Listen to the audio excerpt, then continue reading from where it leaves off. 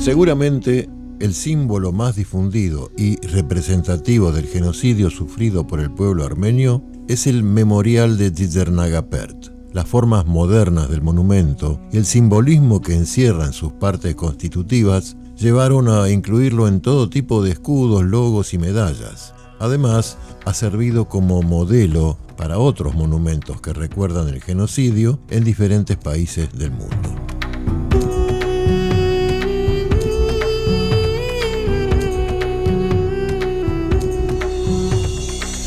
Para su construcción, se llamó a concurso de diseños con la consigna que, además de mostrar la tragedia, muestre el renacimiento del pueblo armenio. El proyecto definitivo fue el de los jóvenes arquitectos Artur Tarjanian y Sashur Kalashian. La construcción se aprobó en 1965 en un contexto político plagado de dificultades. Debemos recordar que tras llevarse a cabo el exterminio de los armenios del Imperio Turco Otomano, las fuerzas militares turcas se lanzaron para eliminar a los armenios del Imperio Ruso. Sin embargo, ante la inminente catástrofe, los armenios se organizaron, lucharon y vencieron al ejército turco. Nacía así la República de Armenia el 28 de mayo de 1918.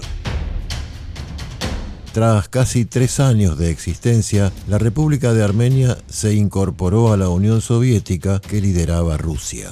La Unión Soviética, por razones políticas, diplomáticas, económicas y militares, mantuvo relaciones de buena vecindad con Turquía y para evitar todo roce, se prohibió la mención misma del genocidio en todo su territorio, particularmente en Armenia. En los años cercanos al cincuentenario del genocidio, la diáspora armenia vivió una actividad sin precedentes. La generación siguiente a los sobrevivientes, educada y crecida en libertad, consciente de sus derechos, comienza con una ola de reclamos por el reconocimiento del genocidio armenio. Se erigen monumentos conmemorativos de la tragedia en diversos lugares y se imprimen cientos de libros y folletos explicativos.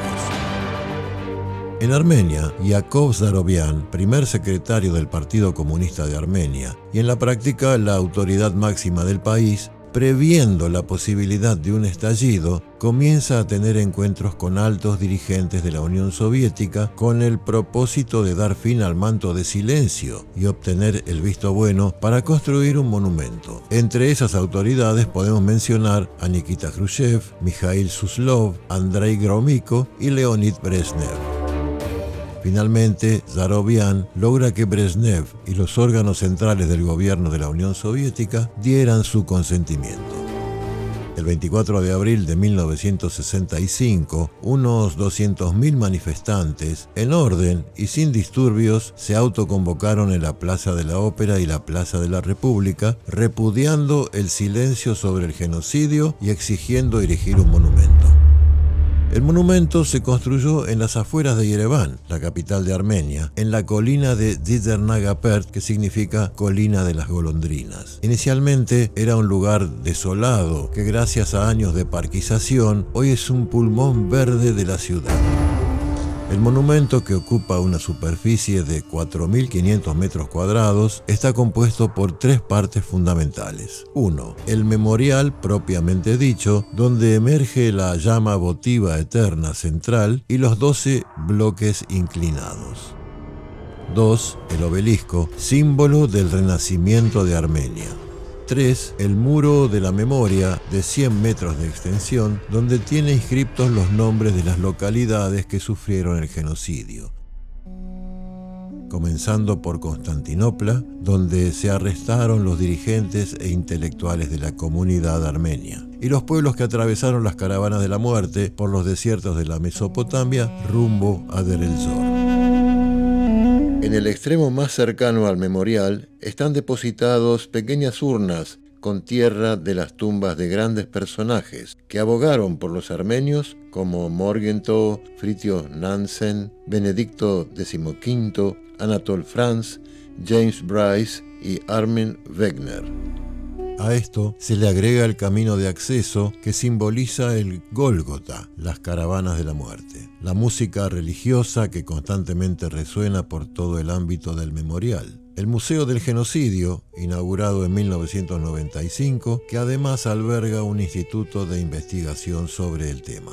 Y finalmente, el Parque de la Memoria, donde invitados especiales, figuras de renombre, jefes de Estado, etc., plantan un pino como símbolo de vida. Hoy en día ya hay más de 200 árboles.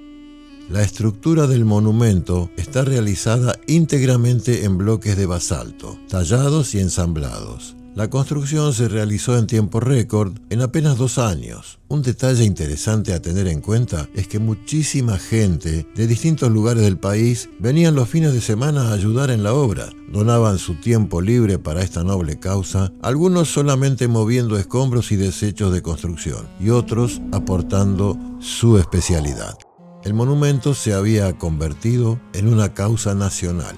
Sin embargo, durante todo el tiempo que duró la construcción, se evitó la divulgación de toda noticia en la prensa oral y escrita sobre el tema. Todo se realizó en absoluto silencio, con la intención de no causar ningún inconveniente en las altas esferas gubernamentales soviéticas. Cualquier reclamo, protesta o descontento interno o externo podría paralizar la obra. En el interín, Zarovian fue removido de su cargo y se le adjudicó un puesto menor, lejos de Armenia, en Moscú. Sin embargo, su sucesor, Anton Kochinyan, imbuido también en las ideas de su predecesor, siguió con las obras a las que visitaba asiduamente y arengaba a los trabajadores a que se apuraran, tal vez temiendo que los altos mandos se arrepintieran y detuvieran los trabajos. Hay que tener en cuenta que este tipo de monumento no tenía precedentes en la Unión Soviética. El arquitecto Tarjanian transmitió una frase de Kochinyan que ya es parte de la historia. Sepan, muchachos, ustedes están creando no solo un monumento, sino un lugar de peregrinación para todos los armenios del mundo. Y así fue. Finalmente llegó el día del año 1967. La inauguración no fue un 24 de abril como era de esperar, sino el 29 de noviembre, día de la sovietización de Armenia. Miles de personas visitaron Dzhirnagapert durante todo el día, asombrados por lo que veían. Esta caravana de visitantes se repite año tras año desde aquella época.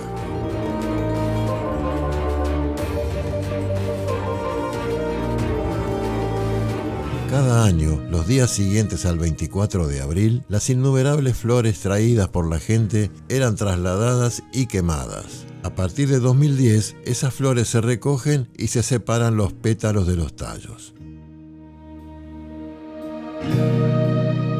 Los tallos y las hojas se muelen y se elaboran fertilizantes para el suelo de la zona circundante al monumento. Y de los pétalos se fabrica papel reciclado que se utiliza en el Museo del Genocidio. Esta ceremonia combina 2 ideas: la transformación de las flores en testigos silenciosos y la idea de preservar el medio ambiente. Todos pueden participar en esta tradicional ceremonia, aunque son las agrupaciones Scouts las responsables de llevarla a cabo.